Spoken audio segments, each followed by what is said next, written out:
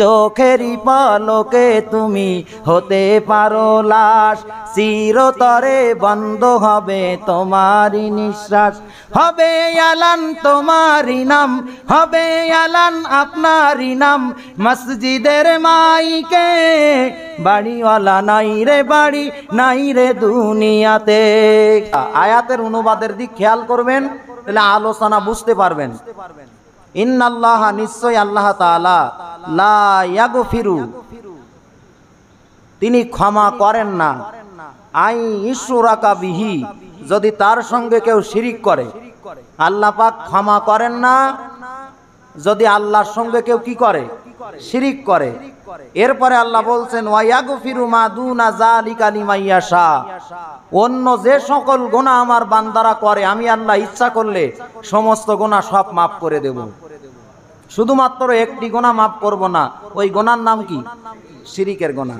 এরপরে আল্লাহ বলছেন ওয়া মান ইউশরিক বিল্লাহি ফাকাদ ইফতারা ইসমান আযীমা, কেউ যদি আল্লাহর সঙ্গে শরিক করে এটা আল্লাহর প্রতি একটা বড় তোহমাত, আল্লাহর প্রতি বড় একটা অপবাদ। এবং এই গুনাহটা হচ্ছে সবচাইতে বড় গুনাহ। যে ব্যক্তি আমি আল্লাহর সঙ্গে শিরিক করবে সে নিজেকে মহা পাপের ভিতরে আবদ্ধ করে ফেলবে। মহাপাপ, শিরিক হচ্ছে কি? মহাপাপ, মস্ত বড় জুলুম। জুলুম শব্দের অর্থ যেখানে যে জিনিসটা রাখার দরকার, যে যেমন সম্মান পাওয়ার যোগ্য তাকে তেমনটি দিতে হবে। যদি তার বরখেলাফ হয় তার নাম জুলুম হয়। যেমন এই টুপিটা মাথায় দেয়া হয়, মাথায় দেয়া টুপির কাজ, এই টুপিটা যদি আমি হাঁটুর মাথায় রাখি টুপির উপরে জুলুম হবে। আমি যদি টুপিটা ঘাড়ের উপরে রাখি তাহলে টুপির উপরে জুলুম হবে। টুপিটা যদি আমি পার উপরে রাখি টুপিটার উপরে জুলুম হবে। জুলুম হবে না যদি আমরা মাথায় দেই, কারণ টুপিটা আমরা মাথায় দেওয়ার জন্যই আমরা ব্যবহার করি, বা রাসূলুল্লাহ সুন্নাত। আল্লাহ পাক জীবন দেয়ার মালিক, মৃত্যু দেয়ার মালিক। যদি আপনি বিপদে পড়েন বিপদ থেকে বাঁচানোর মালিক আল্লাহ। আল্লাহ যেটা পাওয়ার যোগ্য সেটা যদি আপনি না দেন তাহলে আল্লাহর সঙ্গে জুলুম হবে। আর আল্লাহ পাকের সঙ্গে যদি কেউ শিরিক করে এইটা চাইতে বড় জুলুম আকাশের নিচে জমিনের উপরে দ্বিতীয় আর নেই। নাউজুবিল্লাহ বলেন। কেমন গুনাহ আপনারা তো বুঝতে পারছেন যে আল্লাহ ইচ্ছা করলে সব গুনাহ মাফ করবে। নামাজ কার ইবাদত? রোজা কার ইবাদত? যাকাত দেওয়ার তৌফিক থাকলে যাকাত দিতে হবে, ইবাদত কার? হজ করার সামর্থ্য থাকলে হজ করতে হবে, ইবাদত কার? এগুলো যদি কেউ না করে আল্লাহ ইচ্ছা করলে মাফ করতে পারে, মাফ করতেও পারে আবার নাও করতে পারে। কিন্তু আমরা ধারণা রাখি আল্লাহ মাফ করবেন। আমাদের ভালো ধারণা রাখতে তো আর গুনাহ না। কিন্তু যদি কেউ শিরিক করে, কোন পীরের পায়ে সিজদা করে, কোন মাজারে, পীরের মাজারে সিজদা করে, পীরের কাছে সন্তান চায়, বিপদ থেকে বাঁচার জন্য ডাইরেক্ট পীরকে খোদার স্থানে বসায়, কেউ যদি দুর্গা পূজায় দিয়ে কালী মন্দিরে ওই ভগবানের কাছে ওদের মূর্তির কাছে প্রার্থনা করে, এগুলো যেমন শিরিক। আল্লাহ যেগুলো দিতে পারে এগুলো যদি কোনো পীরের কাছে চান এটাও শিরিক। এই শিরিক করলে আল্লাহ এই গুনাহ মাফ করবেন না। তাহলে শিরিকটা কত বড় মহা অপরাধ, মহা জুলুম, একটু হিসাব করেন।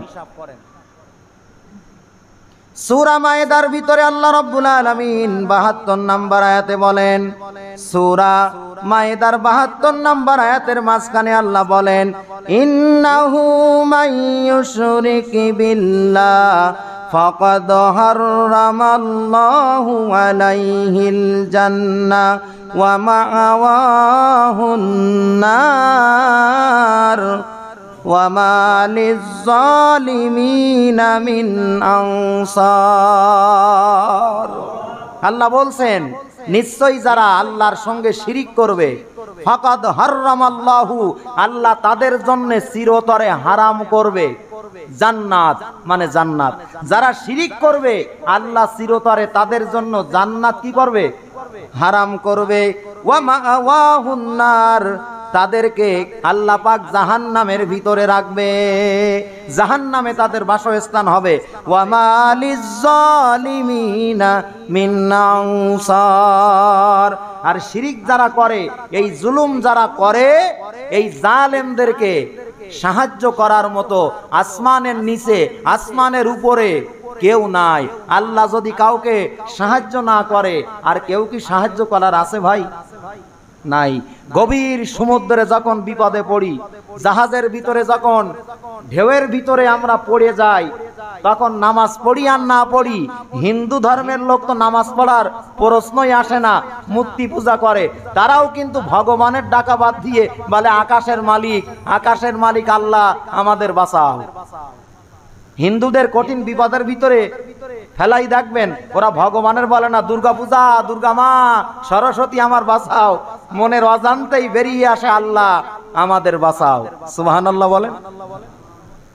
ওদের যে শ্লোক আছে, গেরে দারাঙ্গা সম্বর্ধানে মানে তমং শর্মানে বিভক্তি শতানে স্বয়ং দিদানো নয়ং সদ্য, এই যে ওদের আপনার শ্লোক আছে, এর ভিতরে অনেক অনেক জায়গায় আমার আল্লাহর নাম আছে, নবীজির নাম আছে, কিন্তু ওরা এত চালাক, জনসাধারণ যাতে না বুঝতে পারে, ঠিক যেখানে ওদের শ্লোকের ভিতরে আমাদের আল্লাহর নাম, রসুলের নাম, তখন সেই জায়গাটি ঢোলে বাড়ি মারে যাতে ওরা না বুঝতে পারে। কত বড় চালাক দেখেন। হিন্দু ধর্ম হচ্ছে একটা কাল্পনিক ধর্ম, এর কোনো লেজ নেই, এর কোনো গোড়াও নেই, এর কোনো লেজ নেই। যেমন আমাদের ধর্মে যদি কেউ পাপ করে, আমরা বলি সে তাওবা করুক, তাওবায়ে নাসুহা করুক, যে আলোচনা আপনাদের ইয়া আইয়ুহাল্লাযীনা আমানু তুবু ইলাল্লাহি তাওবাতান নাসুহা। যদি কেউ পাপ করে, সে তাওবায়ে নাসুহা মানে সলিড তাওবা যদি জীবনে একবার করতে পারে, পিছনের সব গুনাহ ওই তাওবার কারণে আল্লাহ মাফ করে দেবে।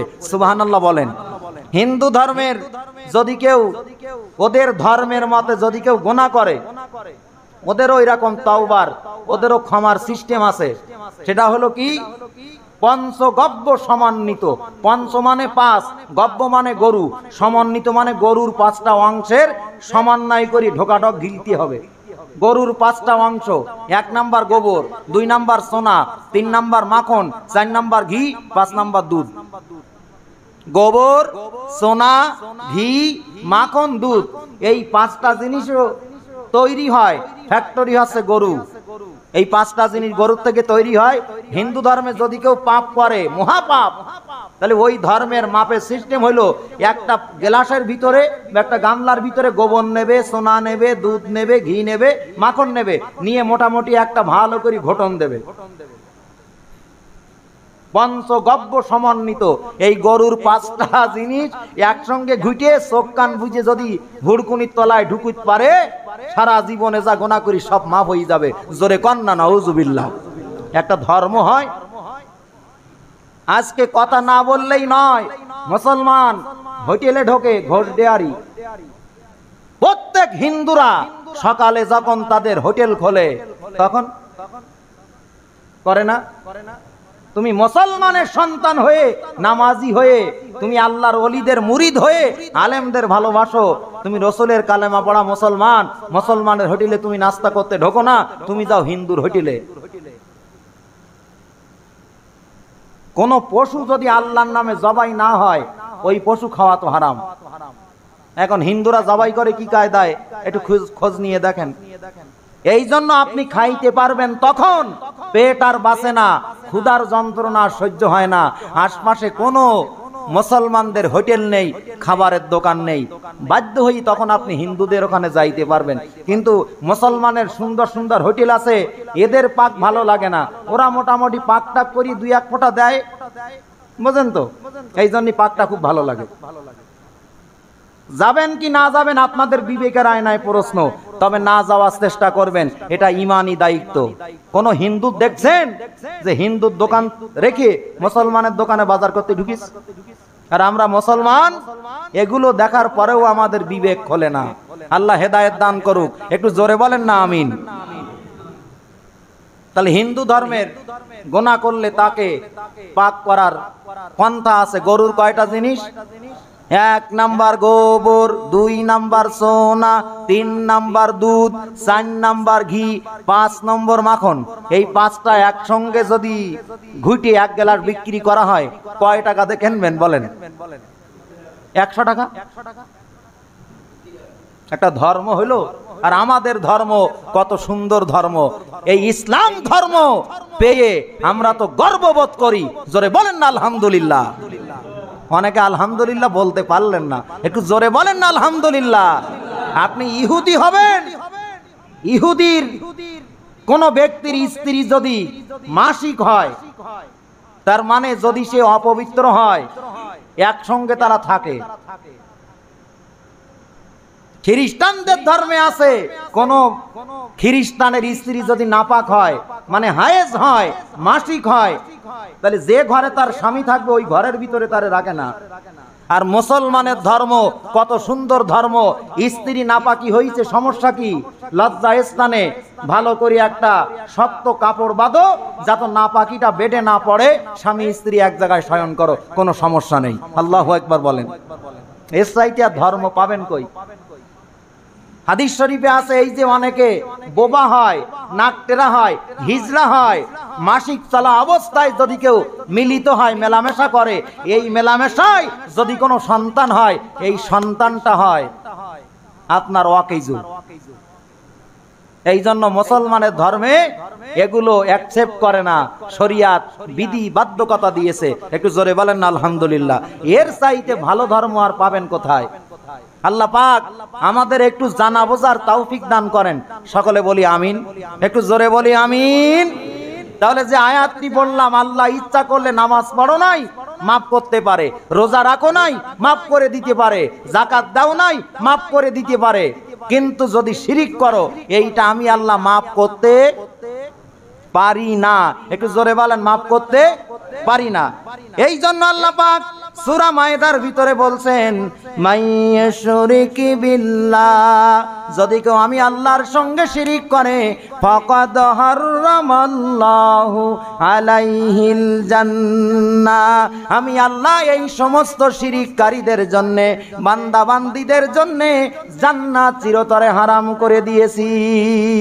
ওয়া মাআওয়াহুন নার, তাদেরকে আমি আল্লাহ জাহান্নামে দিব, জাহান্নাম হবে তাদের বাসস্থান। ওয়া মা লিয-যালিমিনা মিন আনসার, এই শিরিককারী জালেমদের জন্য কোনো সাহায্যকারী নাই। শিরিক কত বড় অপরাধ। একটা হাদিস আমি আপনাদের শোনাই।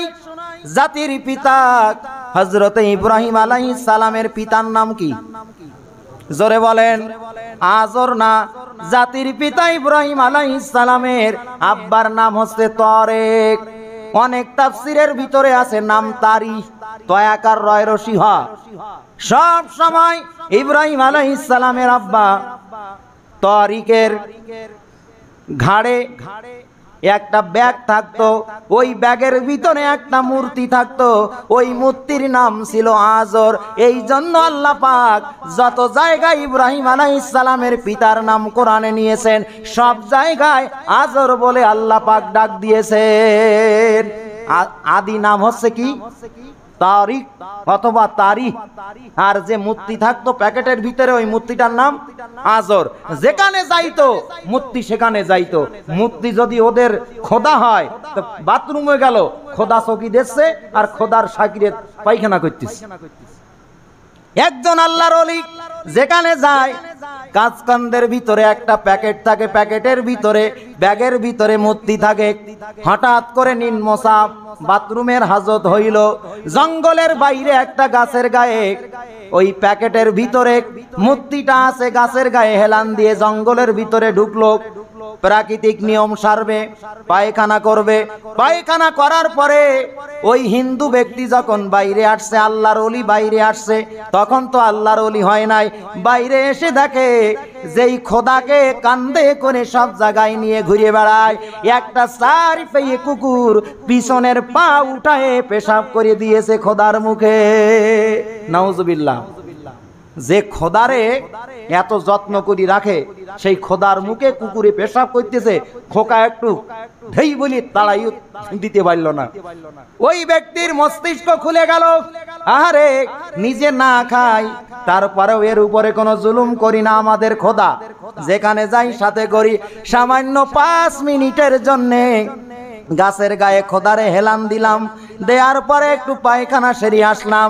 এই 5 মিনিটের ভিতরে একটা কুকুর যে আমার খোদার মুখে পেশাব করলো, শরীরে পেশাব করলো, খোদা তো কুকুরকেও তাড়াই দিতে পারলো না। এ আমারে বাঁচাবে কি করে? ঠ্যাং ধরি এমন আছাড় দিল, খোদারে ওখানেই জরাজীর্ণ করে দিল। নিজের বডি কুকুরের পেশাব থেকে যে বাঁচাইতে না পারে, ওর আর ভোগ দিয়ে লাভ হবে কি? কি কথা বলেন, ঠিক না? এই হচ্ছে হিন্দু ধর্মের অবস্থা। ইব্রাহিম আলাইহিস সালামের আব্বা তারিকের কান্দে যে প্যাকেট থাকতো, ব্যাগে থাকতো, এই ব্যাগের ভিতরে মূর্তি থাকতো, তার নাম আজর। আজর যখন ইব্রাহিম আলাইহিস সালামকে জন্ম দিল, ইব্রাহিম আস্তে আস্তে বড় হচ্ছে। ইব্রাহিম আলাইহিস সালাম প্রথমে মনে করলো সূর্য মনে হয় আমাদের রব। সূর্য যখন সন্ধ্যায় ডুবে গেল, হযরত ইব্রাহিম আলাইহিস সালাম আল্লাহর কাছে বলতেছে, যেই জিনিস ডুবে যায় ওই জিনিস কোনোদিন আমাদের খোদা হতে পারে না। সুবহানাল্লাহ বলেন। রাত্রে উঠলো চন্দ্র, চন্দ্র যখন আলোকিত হইল রাত, তখন মনে করলো চন্দ্র মনে হয় আমাদের খোদা। ফজরের আগে চন্দ্র যখন ডুবে গেল, তখন বলতেছে যেই জিনিস একবার উদয় হয়ে ডুবে যায় ওটা কোনোদিন আমাদের রব হতে পারে না, আমাদের খোদা হতে পারে না। জোরে বলেন না সুবহানাল্লাহ। নমরুদ খোদা, 2 নাম্বার খোদা। বিরাট অনুষ্ঠান হচ্ছে। ইব্রাহিমের আব্বা ছিল নমরুদের প্রধান হাতিয়ার। তাকে বলল, তোমার সন্তানকে নিয়ে আসবা, তুমি তো বুড়া হয়ে যাচ্ছ, তোমার আসনে তোমার সন্তানকে বসাবো। ইব্রাহিম আলাইহিস সালামকে পিতা বলতেছে, আব্বা চলো আজকে যাই, সমস্ত বেবিলনের মানুষ সব এক জায়গায় হবে, নমরুদ খোদার ওখানে পূজা হচ্ছে। ইব্রাহিম আলাইহিস সালাম বলতেছে, আন্নি সাকিম, আমি অসুস্থ। আসলে জ্বর না, পেটেরও কোনো সমস্যা না, অসুস্থ কেন বললেন? যে এই গোটা জাতি সব মূর্তি পূজায় লিপ্ত, এইটা দেখার পরে আমি আল্লাহর পয়গম্বর, আমার শরীর তো ঠিক থাকতে পারে না। আল্লাহু আকবার বলেন। চলে গেছে মূর্তি পূজায় ইব্রাহিম আলাইহিস সালামের আব্বা। নমরুদ বলতেছে, আজর তোমার সন্তানকে আনো নাই? বলে না, আমার সন্তান অসুস্থ। আসলে অসুস্থ এই পথহারা জাহান্নামীদেরকে কিভাবে শিরিকের গুনাহ থেকে, মূর্তি পূজার থেকে জাতিকে জান্নাতি বানানো যায়। আল্লাহু আকবার বলেন। প্রত্যেক নবীদের মিশন ও ভীষণ কি করে পথহারা জাতিকে আল্লাহর দিকে চালানো যায়, ঠিক কিনা বলেন? ইব্রাহিম আলাইহিস সালাম গেলেন না, রাত হয়ে গেল। ইব্রাহিম আলাইহিস সালাম ঘাড়ে একটা কুড়ুল নিয়ে ওই পূজার ঘরে ঢুকে সমস্ত মূর্তিগুলো সব কুড়াল দিয়ে ভেঙে দিলেন। সবচাইতে বড় যে খোদা, ওই খোদার ঘাড়ে কুড়ুলটা উনি বাদায় রেখে আসলেন। সকালবেলা সবাই পূজা ঘরে যাবে, যেই দেখে সব একটার ঘাড়ের উপরে আরেকটা, আরেকটার পেটের উপরে আরেকটা ঠ্যাং, একটা ঠ্যাংয়ের উপরে আরেকটার মাথা, আর বড় শয়তানের ঘাড়ে কুড়াল। দেখো, নমরুদ বলতেছে, দেখো এই শহরে কোন ব্যক্তি আজকে পূজার ঘরে আসে নাই। খোঁজ করে দেখা গেল নমরুদের প্রধান আজরের সন্তান হযরত ইব্রাহিম ছাড়া সবাই মূর্তি পূজার ঘরে আসছে। একটু আল্লাহু আকবার বলেন। ইব্রাহিম পিতার সাথে গেছে, যাওয়ার পরে বলতেছে, আব্বা মনে হয় ভাগে কম হয়ে গেছে খাবার টাবার, তাই খোদারা সব মারামারি করি, একটা ঠ্যাং ভেঙেছে, ও একটার ভুড়ি ফাটাইতেছে, একটার মাথা ফাটাইছে, একটা চোখ বাষ্ট করিস। কে করলো এই কাজ? ইব্রাহিম আলাইহিস সালাম বলতেছে, আব্বা আপনার খোদারে বলেন, ওই বড় খোদার ঘাড়ে কুড়ুল আছে, ওই সব কোপাইছে। সুবহানাল্লাহ। তখন আজর বলতেছে, আরে নির্বোধ সন্তান, আমাদের খোদা কারোর ক্ষতি করতে পারে না। কত বড় গাধা! একটু নাউজুবিল্লাহ বলেন। ইব্রাহিম আলাইহিস সালাম ওনার পিতাকে তখন কি বললেন? সূরা মারিয়ামের 42 থেকে প্রায় 50 নম্বর আয়াত পর্যন্ত পিতার সন্তানের আলাপ আল্লাহ পাক কোট করে দিলেন। হযরত ইব্রাহিম বলেন, ইজ ক্বালা লি আবিহি ইয়া আবাতি লিমা তা'বুদু মা লা ইয়াসমাউ ওয়া লা ইবসিরু ওয়া লা ইগুনি আনকা শাইয়্যা। হে আমার পিতা, হে আমার কলিজার টুকরা বাবা, আমার কথাগুলো আপনি শোনেন। যেই খোদা চোখ থাকতেও দেখে না, কান থাকতেও শোনে না, কোনো উপকার করতে পারে না, এমন নির্বোধ, অন্ধ আর বদির খোদার কেন ইবাদত করেন? চোখ থাকতেও দেখে না, কান থাকতেও শোনে না, কারোর উপকার করতে পারে না, ওই মূর্তির পূজা কেন করেন? সুবহানাল্লাহ বলেন। এরপরে বলতেছে, আব্বা শোনেন, ইয়া আবাতি ইন্নী ক্বাদ জাআনি মিনাল ইলমি মা লাম ইয়াতিকা ফাত্তাবি'নি আহাদিকা সিরাতান সাবিয়্যা। হে আমার পিতা, আমার নিকটে আল্লাহর কাছ থেকে এমন জ্ঞান এসেছে যেই জ্ঞানটা আপনাদের কাছে নাই। আমার কাছে যে জ্ঞান আসছে আল্লাহর পক্ষ থেকে, ওই জ্ঞান আপনাদের কাছে নাই, আপনার কাছে নাই। সুতরাং আপনারা আমার অনুসরণ করেন, আমি আপনাকে সঠিক পথের সন্ধান দেব। আল্লাহু আকবার। ইব্রাহিম তার পিতাকে বলতেছে, আমার কাছে যে জ্ঞান আছে সে জ্ঞান আপনার কাছে নেই। আপনি এবং আপনার স্বজাতি আমাকে অনুসরণ করতে বলেন, অনুসরণ করেন, তাহলে জান্নাতের দিশা আমি দেখাই দেব। সুবহানাল্লাহ। এবার পিতা বলতেছে, পিতার রাগ হচ্ছে, কারণ তার খোদার বিরুদ্ধে ইব্রাহিম বলতেছে। 44 নম্বর আয়াতে বলতেছে, ইয়া আবাতি লা তা'বুদিশ শাইতান ইন্নাশ শাইতানা কানা লিররহমানি আসিয়া। হে আমার পিতা আজর, শয়তানের ইবাদত আপনি বাদ দেন, নিশ্চয়ই শয়তান আল্লাহর অবাধ্য। আল্লাহর অবাধ্য হওয়ার কারণে মুআল্লিমুল মালাইকা হয়ে গেল শয়তান। সেই শয়তানের ইবাদত আপনারা বাদ দেন। এরপরে আর একটা কথা উনি বলছেন, যেই কথা শোনার পরে ওনার বাবা ক্ষিপ্ত হলো। 45 নম্বর আয়াতে ইব্রাহিম বলতেছে, ইয়া আবাতি ইন্নী আখাফু আইয়ামাসসাকা আযাবুম মির রাহমানি ফাতাকুনা লিশ-শাইতানি ওয়ালিয়া। হে আমার পিতা আজর, আমি আশঙ্কা করি আপনাকে নিয়ে আপনি যা করতেছেন আল্লাহর শাস্তি আপনাকে স্পর্শ করবে এবং আপনি শয়তানের একান্ত বন্ধু হয়ে যাচ্ছেন। আপনি যা করতেছেন আপনি শয়তানের বন্ধু আর আল্লাহর শত্রু। আপনি আল্লাহর পক্ষ থেকে আযাবে গ্রেফতার হবেন। এই পর্যন্ত ইব্রাহিম আলাইহিস সালাম বললেন, পিতার রাগ কমতেছে না আরো বাড়তেছে? এইবার ইব্রাহিম আলাইহিস সালামের আব্বা উত্তর দিচ্ছে রাগ করে, ক্বালা আরাগিবুন আনতা আন আলিহাতি ইয়া ইব্রাহিম লাইন লাম তানতাহি লাআরজুমান্নাকা ওয়া হাজুরনি মালিয়া। পিতা বলতেছে, ইব্রাহিম তুমি কি আমার দেবীদের থেকে মুখ ফিরায় নিচ্ছ? আমি যে ইবাদত করি দেব দেবী, তুমি এর থেকে কি মুখ ফিরাচ্ছ? তুমি যদি তোমার এই কথার থেকে বিরত না হও, আমার দেবদেবীর পূজা যদি না করো, তুমি আমার থেকে চিরতরে চলে যাও, দূর হয়ে যাও। কি বলতেছে? যদি দূর না হও আর একটাবার আমার দেবদেবীর বিরুদ্ধে যদি কথা বলো, লা আরজুমান্নাকা, পাথর মেরে ইব্রাহিম আমি পিতা তোমার মতো সন্তানকে হত্যা করে ফেলবো। এই জন্য শিরিক যারা করে, অনেক বাংলার জমিনে হক্কানি আলেমরা আছে মাজারের সিজদার বিরুদ্ধে কথা বলছে। এখন এক সেটি অনেকে বলে যে ওই আলেম পীরের বিরুদ্ধে কথা বলছে। উনি বারবারই বলছে আমি আল্লাহর কসম করি বলছি আমি পীরের বিরোধী নই, ভণ্ড পীরের বিরুদ্ধে কথা বলি এবং আল্লাহর ওলিদের মাজার নিয়ে যারা ব্যবসা করে তাদের বিরুদ্ধে আমি কথা বলি।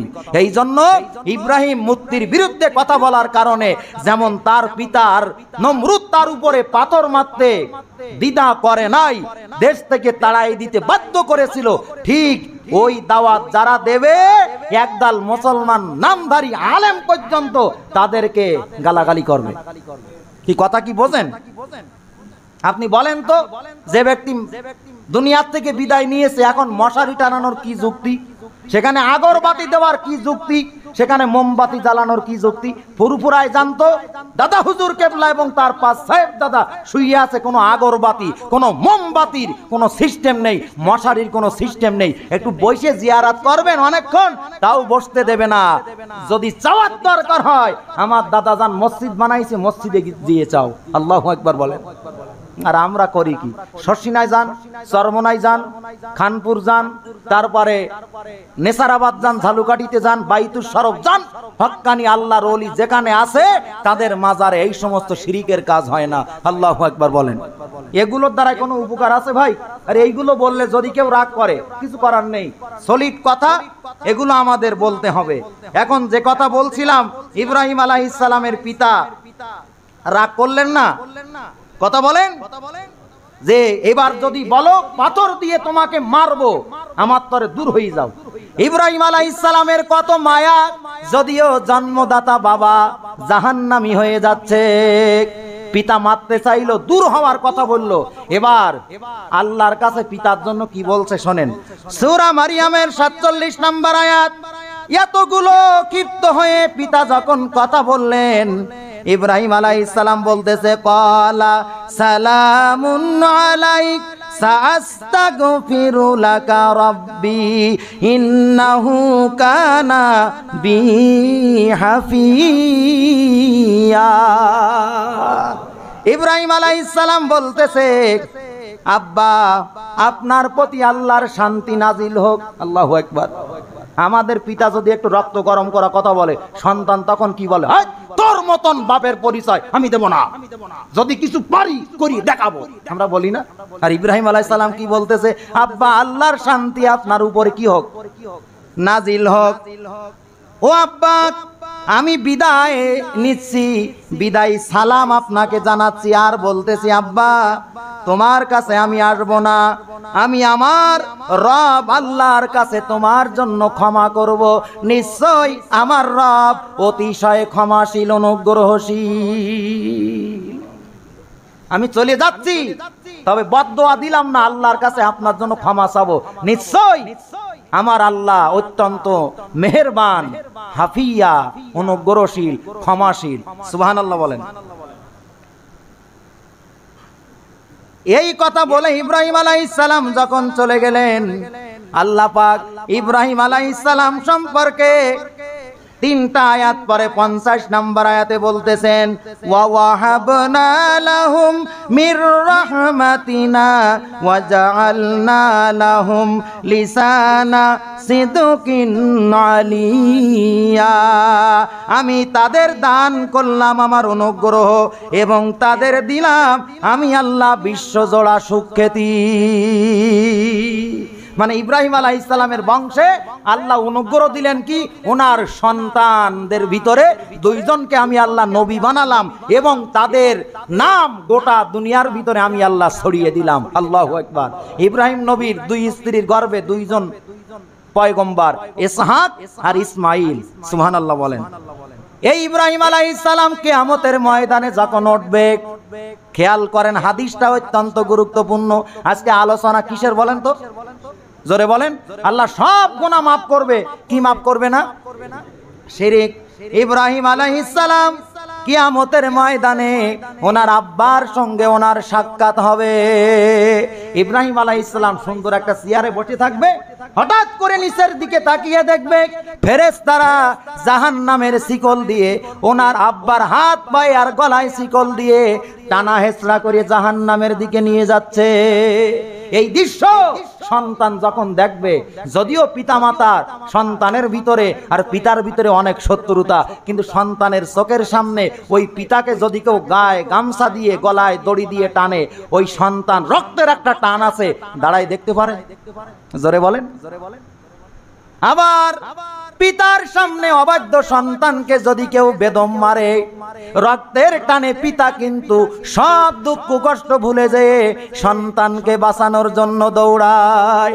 হযরত ইব্রাহিম আলাইহিস সালাম এতগুলো গালি খাওয়ার পরে উনি বসা আছেন, হঠাৎ করে দেখে ওনার আব্বাকে হাতে পায়ে গলায় শিকল দিয়ে জাহান্নামের ফেরেশতারা টানতে টানতে কোথায় নিয়ে যাচ্ছে? জাহান্নামে নিয়ে যাচ্ছে। হাদিসটা বুখারী শরীফের 3350 নম্বর হাদিস। হযরত আবু হুরায়রা বলেন, আনা আবি হুরায়রা রাদিয়াল্লাহু আনিন নবী সাল্লাল্লাহু আলাইহি ওয়াসাল্লাম ক্বালা ইয়ালকা ইব্রাহিম ওয়া আবাহু আযার ইয়াউমাল কিয়ামা ওয়া আলা ওয়াজহি আযারা কতারাতুন ওয়া গাবারা আও কামা ক্বালা আলাইহিস সালাম। জোরে বলি নাউযুবিল্লাহ। জোরে বলেন নাউযুবিল্লাহ। হযরত ইব্রাহিমের সঙ্গে পিতার যখন সাক্ষাৎ হবে, উনি দেখবেন টানা হেঁচড়া করে নিয়ে যাচ্ছে। আজরের গোটা মুখটা ঘেমে গেছে, গোটা শরীরটা ধুলাবালিতে ভরপুর, টানা হেঁচড়া করে নিয়ে যাচ্ছে। আর পিতার চেহারায় যেন একটা ভীতির লক্ষণ, একটা সচ্ছল সচ্ছল চোখ দিয়ে পানি ঝরতেছে, এইরকম মন মরা ভাব। সন্তান ইব্রাহিম যখন এই দৃশ্য দেখেছে, ওনার অন্তরে আব্বার জন্য মায়া হয়েছে। আরে আজকে আমি তার সন্তান নবী, আমার পিতার জন্য আল্লাহর কাছে একটু, ওই যে বলছে আব্বা চলে গেলাম, তবে আল্লাহর কাছে আপনার জন্য আমি মাপ চাবো, কারণ আমার আল্লাহ অত্যন্ত ক্ষমাশীল। আল্লাহু আকবার বলেন। এই জন্য দিনের দায়ী যারা, হক্কানি আলেম যারা, শিরিকের বিরুদ্ধে কথা বললে অনেকে গালি দেয়, তারপরেও গালির পাল্টা জবাব না দিয়ে, তাদের ভাষা দিয়ে, তাদের আবেগ দিয়ে ওই যারা গুনাহে লিপ্ত আছে তাদেরকে আল্লাহর পথে নিয়ে আসার চেষ্টা করে, এর নাম দিনের দায়ী। নবীজির নামাজরত অবস্থায় দিয়েছে নারী বুড়ি, বদদোয়া করার দরকার ছিল, তো উনি বলছে এরা যদি আমাকে চিনতো, আমার সিজদারত অবস্থায় আমার মাথার উপরে পিঠের উপরে উঠে নাড়ি ভুড়ি দিত না। আল্লাহু আকবার বলেন। আল্লাহ এরা আমারে চেনে না, তুমি এদেরকে হেদায়েত দাও। আল্লাহু আকবার বলেন।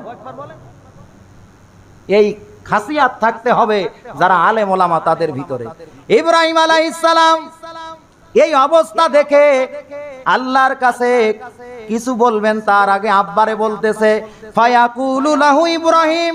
ইব্রাহিম তার পিতার উদ্দেশ্যে বললেন আলাম্মা কুল্লাগা লাকা লা তাসিনি ফায়াকুলু আবুহু ফালিয়াউমা লা আসিকা। ইব্রাহিম বলতেছে আব্বা, দুনিয়ায় আমার কথা যদি আপনি মেনে নিতেন, সেই পথে চলতেন, আজকে এই ময়দানে মহাশরে আপনাকে শিকল দিয়ে জাহান্নামের ফেরেশতারা টেনে হেঁচড়ে জাহান্নামে নিয়ে যেত না। পিতা বলতেছে সন্তান, তুমি তো আল্লাহর নবী, আজকে তুমি যা বলবা সব আমি মেনে নেব, শুধু এই আযাব থেকে তুমি আল্লাহর বলে আমাকে একটু পরিত্রাণের ব্যবস্থা করে দাও। আল্লাহু আকবার বলেন। এটা বলবে কোন জায়গায়? কিন্তু হাসরে বলার পরেও আর কাজ হবে, মরার পরে বলবে লাউ ইউআম্মারু আলফা সানাতিউ ওয়া মা মুজাহজিহি মিনাল আযাব। মৃত্যুর পরে আযাবের দেখে যখন কোন বান্দা বান্দি বলবে আল্লাহ আবার দুনিয়ায় পাঠাও, তোমার ইবাদত ছাড়া কোনো খারাপ কাজ করব না, আল্লাহ বলবে আওয়ালাম নুআম্মিরুকুম, হায়াত দিয়েছিলাম না, সব বলে দিয়েছিলাম, আর সুযোগ নাই। মরার পরে সবাই আফসোস করবে। একটা হাদিস আছে, মরার পরে মানুষের 9টা আফসোস হবে। কোরআনুল কারীমের আয়াত ভিত্তিক একদিন এই 9টা আফসোসের কথা বলবো, তার ভিতরে একটা আল্লাহ আরেকবার দুনিয়ায় পাঠাও, আরেকবার হায়াত দাও, ঘুমাবো না, সংসার করব না, বন্ধু বান্ধবের সঙ্গে গল্প করব না, 24 ঘন্টা যতদিন বাঁচবো তোমার ইবাদত করি কাটাবো। আল্লাহ বলছে আওয়ালাম নুআম্মিরুকুম, একবার হায়াত দিয়েছি না। আর ইব্রাহিম আলাইহিস সালাম পিতার এই কাকুতি ভরা মিনতি দেখে ওনার অন্তর গলে যাবে। অন্তর গলার পরে উনি বলবে ইয়া রব, আল্লাহু আকবার, ইব্রাহিম কারে বলবে? হে আমার রব, ইন্নাকা ওয়াদাতানি, তুমি তো দুনিয়ায় ওয়াদা করেছিলে কিয়ামতের ময়দানে তুমি আমাকে বেইজ্জত করবা না। শুধু এতটুকু বলছে, তুমি না ওয়াদা করেছিলে তোমার খলিল ইব্রাহিমের কোন জায়গায় মাথা নিছো করাবা না। এতটুক কথার ভিতরে কি আমি সন্তান, আমার পিতাকে আমার চোখের সামনে জাহান্নামের ফেরেশতারা টেনে হেঁচড়ে কোথায় নিয়ে যাচ্ছে, এই দৃশ্য দেখার পরে কোন সন্তান সম্মান বোধ করে না, অসম্মানিত হয়। উনি কি বলছে? আপনি না ওয়াদা করেছেন আমাকে অপমান করাবেন না, তো চোখের সামনে আজকে আপনার এই অবস্থা আপনি তো দেখেন না। আল্লাহ বলতেছে আমি তো কোরআনে ওয়াদা করেছিলাম, ওয়ামাই ইউশরিক বিল্লাহ ফাকাদ হারামাল্লাহু আলাইহিল জান্নাহ। ও ইব্রাহিম, যে ব্যক্তি শিরিক করবে চিরতরে জাহান্নাম তার ওয়াজিব হবে, জাহান্নাম হারাম হয়ে যাবে। তোমার বাপ তো সেই শিরিক করেছে। ইব্রাহিম এবার নিচের দিকে একটু দুই চোখ দিয়ে তাকাও। পিতার জন্য আকুতি করছে, হে রব, হে আমার রব, তুমি না ওয়াদা করিছো আমার মাথা তুমি নিচু করবা না, তা আমার চোখের সামনে আমার বাপরে জাহান্নামের ফেরেশতারা শিকল দিয়ে টেনে হেঁচড়ে নিয়ে যাচ্ছে। আমার পিতার চোখে পানি, সমস্ত গা ঘেমে গেছে, ধুলাবালিতে জর্জরিত। এটা কি আমার জন্য অপমানিত নয়? আল্লাহ বলতেছে ইব্রাহিম, আগেই তো বলেছিলাম শিরিক যারা করবে সন্তান নবী হতে পারে, পিতার জন্য সুপারিশ চলবে না। আবার পিতা নবী হবে। হযরত নূহ আলাইহিস সালামের সন্তান শিরিক করে জাহান্নামে যাবে। হযরত লূত আলাইহিস সালাম আল্লাহর পয়গম্বর, পয়গম্বরের স্ত্রী জাহান্নামে যাবে, নবী হয়েও কোনো সুপারিশ চলবে না। কথা বুঝতে পেরেছেন? আর আমাদের সুপারিশ করবে কে তাহলে? ইব্রাহিম উপর থেকে নজরটা একটু নিচের দিকে তাকাও। হযরত ইব্রাহিম আলাইহিস সালাম নিচের দিকে দুই চোখ যখন তাকাবে, যেখানে তার পিতাকে জাহান্নামের ফেরেশতারা শিকল বেঁধে টানা হেঁচড়া করছিল, ওই জায়গায় উপরের নজরটা যখন নিচের দিকে দেবে, দেওয়ার পরে ইব্রাহিম আলাইহিস সালাম জাতির পিতা দেখবে যেই শিকল দিয়ে ওনার পিতা আজরকে বাঁধা ছিল, ওই জায়গায় রক্ত মাংস মাখা একটা শুয়ার দাঁড়িয়ে আছে। কি দাঁড়িয়ে আছে? যেই জায়গায় ওনার পিতাকে শেকল দিয়ে বাঁধা ছিল, সেই জায়গায় একটা রক্তমাখা শুকর। মানে মুহূর্তের ভিতরে ওনার পিতা আজরের চেহারাটা, বডিটা আল্লাহ পাক শুকরে রূপান্তরিত করে দিয়েছে। তাহলে যারা শিরিক করবে এদের অবস্থা কত নিচে যাবে একটু চিন্তা করতে পারেন? কেন করলেন? ওই যে ইব্রাহিম সন্তান, পিতা আজর, সন্তানের মায়া লাগতেছে, এই জন্য আজরের চেহারা বিকৃত করে আল্লাহ কি করে দিলেন? এই জন্য আল্লাহ বলেন সব গুনাহ মাফ করতে পারি, শিরিক যদি করো মাফ হবে না। আর শিরিক কি এটা আমি আপনাদের ভালোভাবে বুঝাইছি। আল্লাহ পাক যেন আমাদের সকলকে, যদি এই গুনাহ আমাদের ভিতরে থাকে, তওবা করে ফিরে আসার তৌফিক দেয়। কারণ কে কখন দুনিয়ার থেকে চলে যাব জানি না। চোখেরই পলকে তুমি হতে পারো লাশ, চিরতরে বন্ধ হবে তোমারই নিঃশ্বাস, হবে আলান তোমারই নাম, হবে আলান আপনারই নাম, মসজিদের মাইকে বাড়িওয়ালা নাই রে, বাড়ি নাই রে দুনিয়াতে।